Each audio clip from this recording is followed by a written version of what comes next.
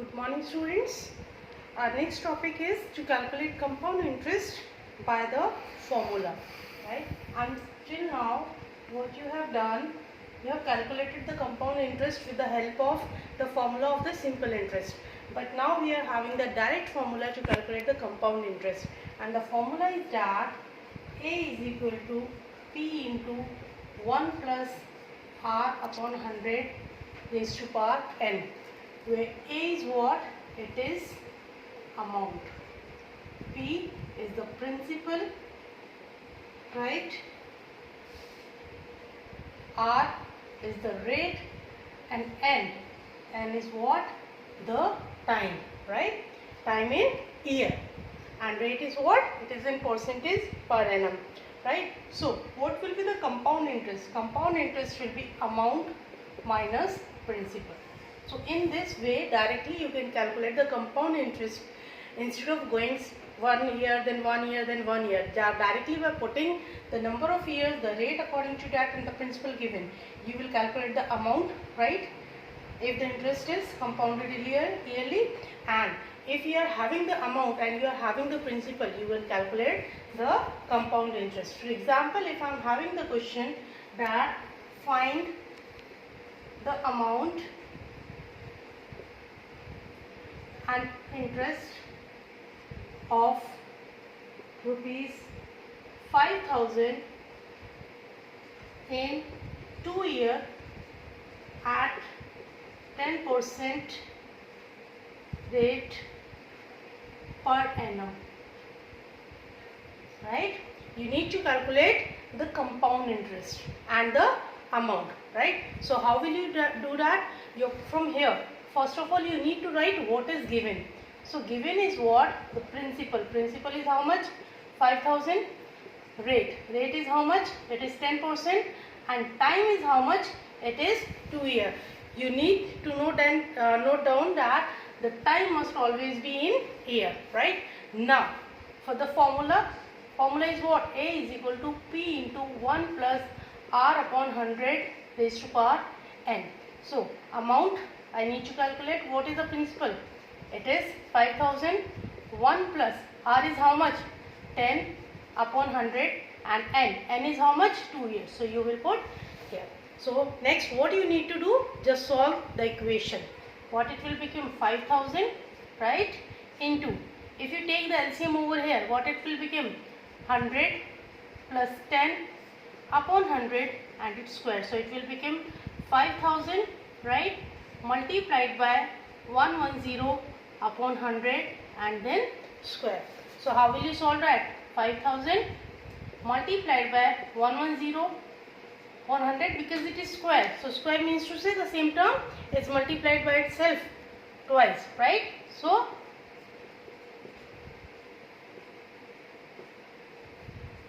five one jar, 5 2 jar, and 2. So, what is the value coming? The amount is coming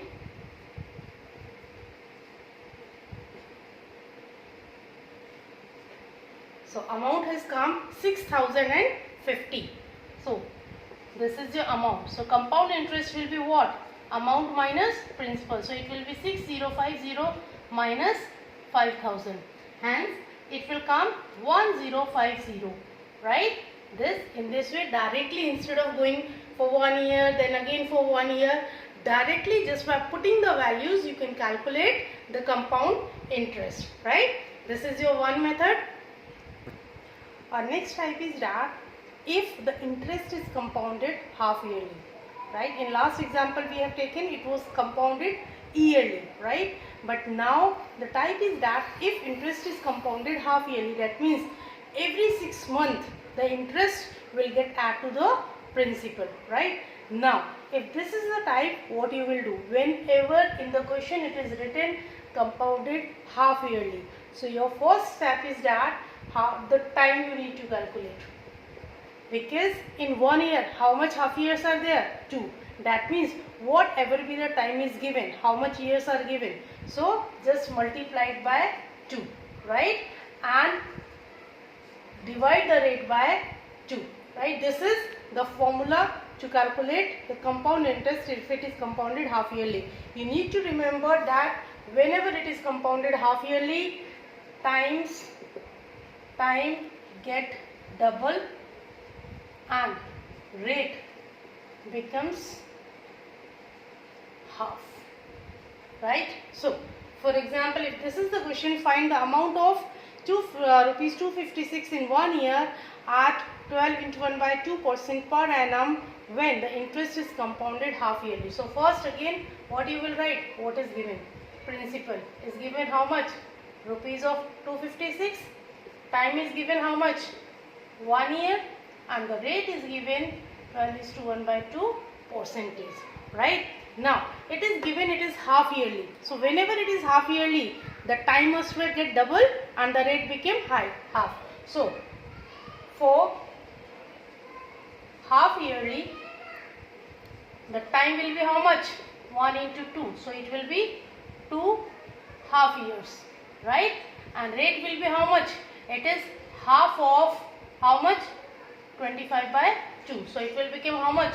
25/4%, right? Now we are having principal 256, time is equal to 2 half years, and rate is equal to 25/4%. Now put the values. Amount is equal to what? Principal into 1 plus r upon 100 raised to power n, right? So over here put the values. Amount you need to calculate. Principal is how much? 256. 1 plus 25/4 upon 100, and time is how much? 2, right? So amount will be what? 256 into what it will become? 1 plus 25 upon 400 and its square. So it will become 256. So when you solve this one, you will get 425 upon 400 square. So what does it means? 256 into 425 upon 400 into 425 upon 400, right? So when you solve this, what you will get? You will get the answer of 289, right? So 289 is what? It is the amount. Whenever you solve this, just cut the values, cut the things over here, right? Multiply the terms, you will get the answer 289.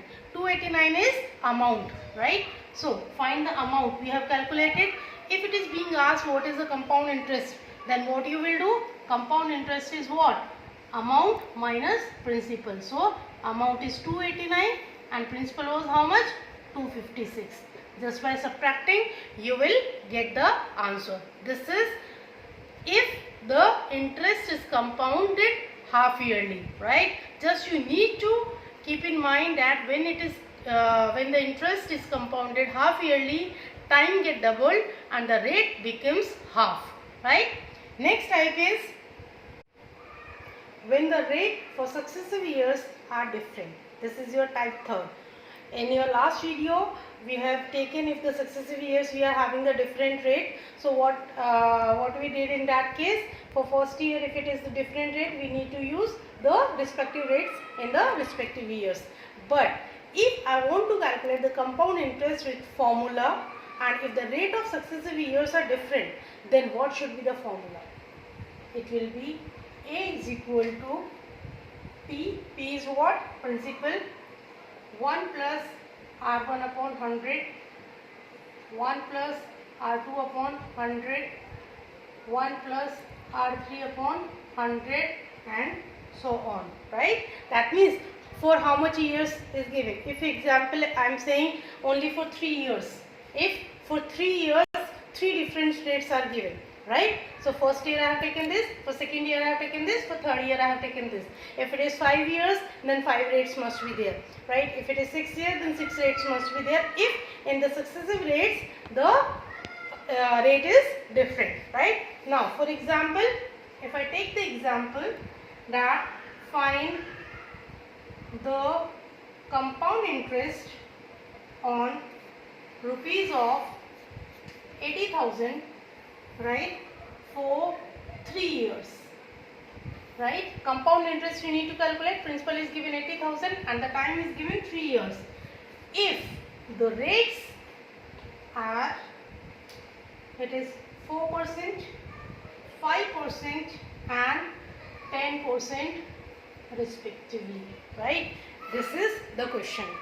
For 3 years you need to calculate the compound interest, and for 3 years you are having 3 different rates. So what is the formula if we are having different rate for the successive years? We are having P into 1 plus R1 upon 100 into 1 plus R2 upon 100 into 1 plus R3 upon 100, right? So principal is how much? 80,000. 1 plus R1. R1 means to say rate of first year. Rate of first year is how much? 4. So 4 upon 100, right? Again 1 plus R2 is the rate of second year. Rate of second year is 5%. 5 upon 100. Then 1 plus R3, it is 10 upon 100, right? Now first, according to BODMAS, what we do? We always solve the brackets. So 80,000 multiplied by this. If you are solving this, it will become 104 upon 100. If you solve this one, 105 upon 100. And if you solve this one, it will become 110 upon 100, right? Let us solve this. 80,000 multiplied by 104 upon 100 into 105 upon 100 into 110 upon 100, right? Now solve this. How will you get? If you solve this, 0, 0, right? And then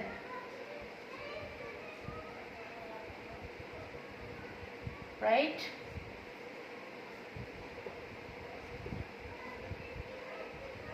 Now if you solve this one, what you will get? You will get the amount of 96,096 rupees. So if the rates are different, you have calculated the amount over here. In the question, what is being asked?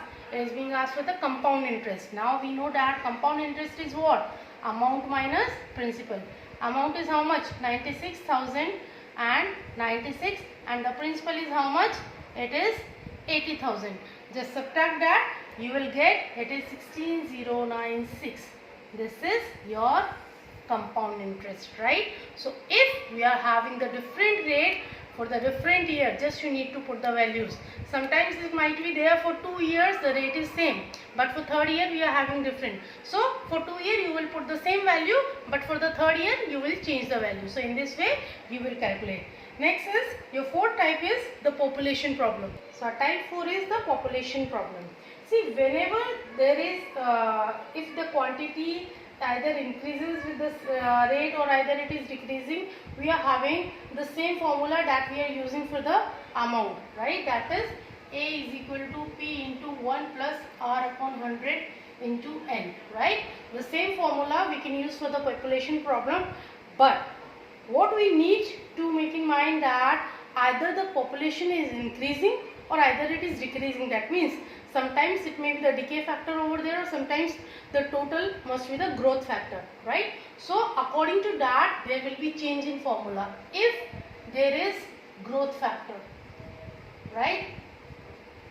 Growth factor means to say the how much people has been died and how much people have been taken the birth, right? So what is the difference in between the birth rate and the death rate? If death rate is more, that means decay rate is there. If birth rate is more, that means it is the growth factor. So according to that you need to change the formula. If the growth factor is there, that means if birth rate, growth factor will be what? If birth rate is greater than death rate, right? And your decay factor means to say is what?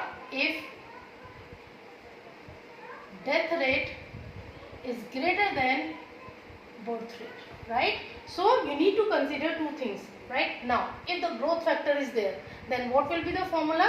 The formula will be same, that A is equal to P plus 1 upon R. Instead of R you will get the growth factor over here, the growth rate upon 100 and the number of years for which you are calculating, where principal means to say the present year, present population, and amount means to say the population after that particular years, right? So you can say amount will be, means to say, you can say it will be the required population, right? But now if there is decay factor, if the death rate are more than birth rate, then in that case your required population after a particular duration will be what? It will be the present population 1 minus decay upon 100 to power n. These are the two formulas, right? That means if the growth factor is there, then it will be plus over there, and if it is the decay factor, here it will be the minus, right? For example, I am taking a numerical with which you will get to know what to do. Now, if the population of a town, if the population of town decreases by 6.25% annually, and present population is 2048, right? Then you need to find population after 3 years, right? Now the question is, your present population is given, decay rate is given. See over here, the population of the town decreases. So decreases means to say it is a decay factor, right?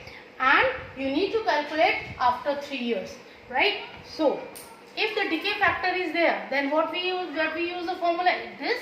So required population will be what?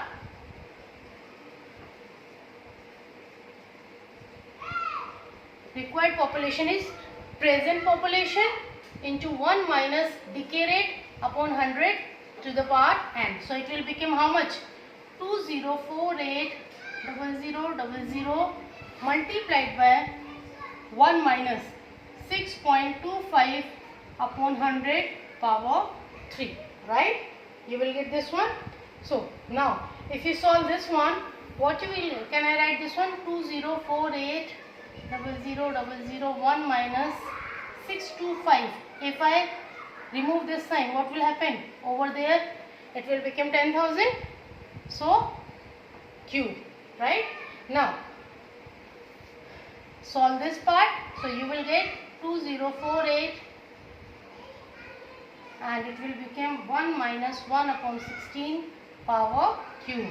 So 16, if I am solving only this part, what it will become? 16 minus 1 upon 16 cube. So it will become 15 upon 16 cube, right? So put over here, it will become 20480000 multiplied by 15 upon 16 multiplied by 15 upon 16 multiplied by 15 upon 16. Why? Because it was the cube. When you solve this one, what you will get? It will become 16875.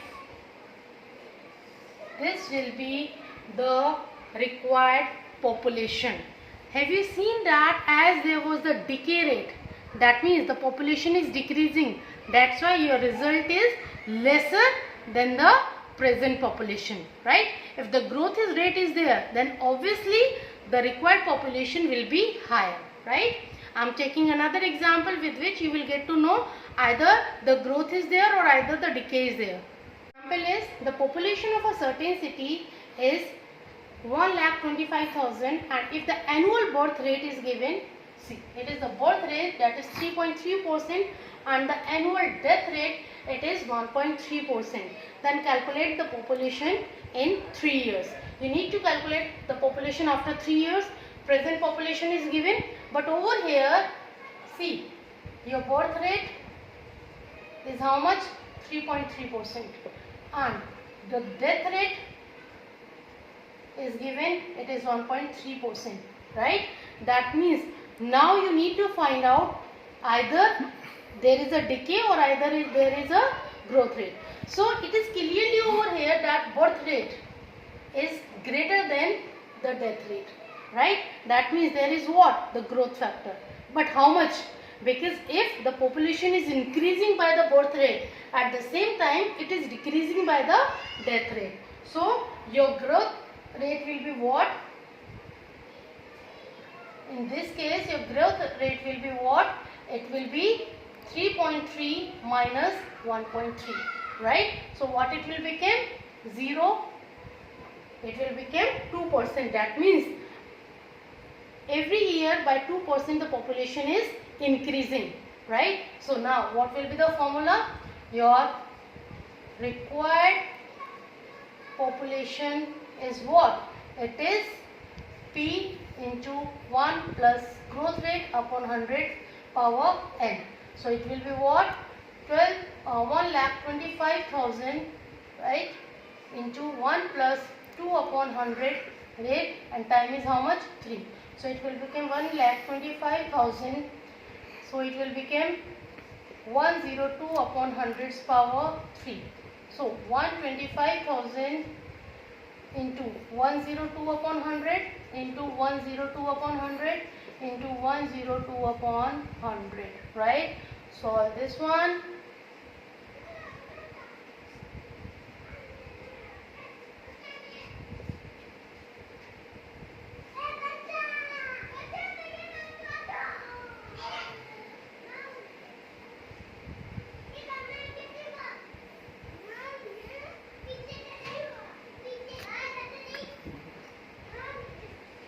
Right? So if you multiply that, what you will get? The answer will be 132651. Right? So this will be your population after 3 years.